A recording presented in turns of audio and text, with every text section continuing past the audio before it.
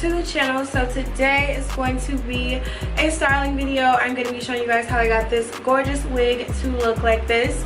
So the company that I'm working with is called Allove, and I have worked with this company before last summer, and I believe after that I worked with them. Their hair is always pretty nice. I did get a wig this time.